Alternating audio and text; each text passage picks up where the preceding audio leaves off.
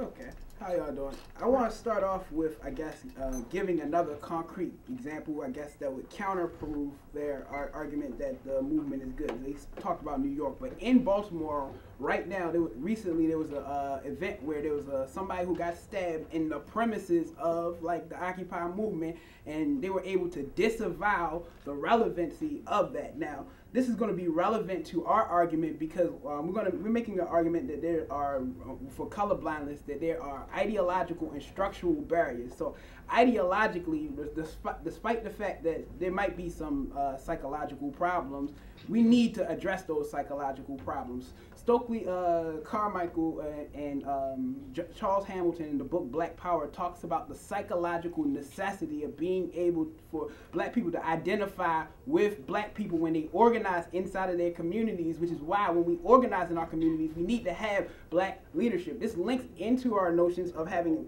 the ability to have a concrete strategy because we need to be able to deal with those hard times such as drug addiction, such as psychological pathology that is based inside of racial communities. Now, secondly, they want to talk about the connection. They say that they can talk about the potential ability for them to make a dramatic shift. However, this potential is kind of insufficient. They want to talk about how they located this movement to being like with the Arab Springs, and they have a particular date. But this has been the way in which the new left has been trying to organize since like the end of the 70s, when they disarticulated and were able to disalign with like the Black Liberation Army and radical lines of black power. They were able to look towards a myriad of concerns, free speech, anti-nuclearism, neoliberalism, but all of these allowed them to build effectual solidarity that crowded out black issues, which is why we need to be able to have a focus on racial issues, why you should look to what we talked about with Austin. They say that there's a connection between race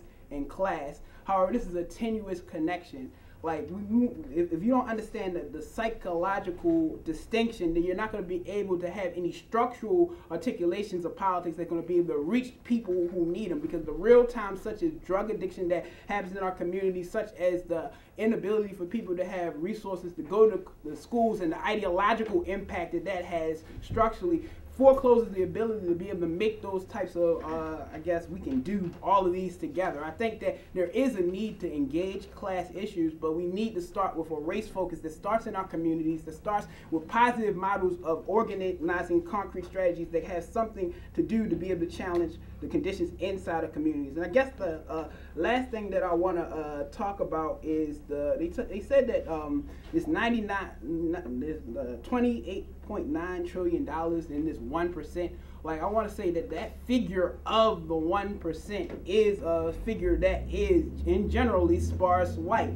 And I think that understanding that, we need to understand that there's ideological differences that need to be addressed when it comes to like psychology, when it comes to how resources get used and who has access to use resources, that require us to focus on concrete strategies and note that colorblindness is an essential mechanism that needs to be challenged in order for us to have any type of ability to have any coalitions or build that type of bridges between racial and class-based issues that are going to have any effective hope of changing any conditions in our community.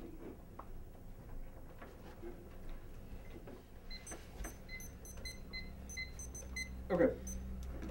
I guess I'm a little confused by, you say that there's a psychological difference. The resolution that we're defending says that there would be a material condition, right, is what we're trying to deal with. So what is the linkage between the material condition and the psychological condition? Is it part of the material condition? Is it created because of the material condition? Psychology is an ideological problem that overdetermines the way in which we deal with structural material problems.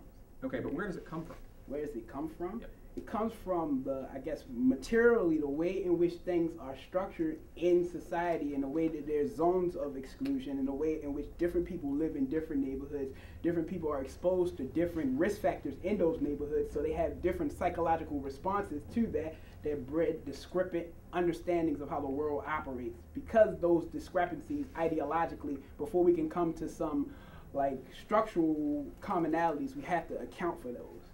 Okay, so then let me ask a question. If we, let's say, radically enhanced job prospects in this community, would that help with the psychological condition? If we radically enhance let's say there were 10,000 higher paying jobs that were available and you could walk in off the street in this community and take one. I'm engaging in an imaginative scenario, I realize. Would that impact in any way the psychological condition? I mean, if you gave a whole bunch of people jobs, hypothetically, that doesn't deal with certain other implications that have, based off of discrepant histories that have gave certain people understandings of the world and family structures that had to deal with those historical implications. So if you just gave jobs to our generation right now, you would miss the internal link between families and the psychological effect that that had structuring the way in which we understand material today. Okay. What if we had 10,000 people show up and say we want to talk about this?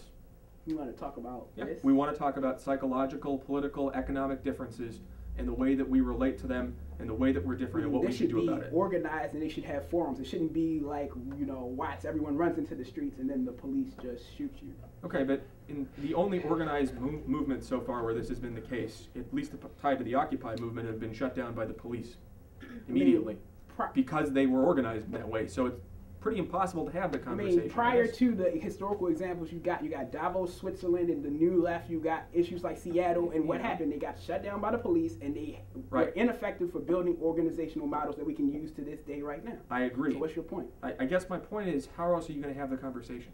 How else are we going to have the conversation? With this many people in this constituency in this way. I think that we can organize spaces to be able to talk about issues like this. I'm not necessarily saying that we can't do that, but are they sufficient to be able to engage? I need more than that. I think the question of sufficiency is crucial. I'm not saying that we shouldn't have big organized meetings or meetings where are disorganized meetings that talk about a lot of different concerns. My thing is that they have to be able to sufficiently address people of color, and that's going to come from a lot more commitment. Okay.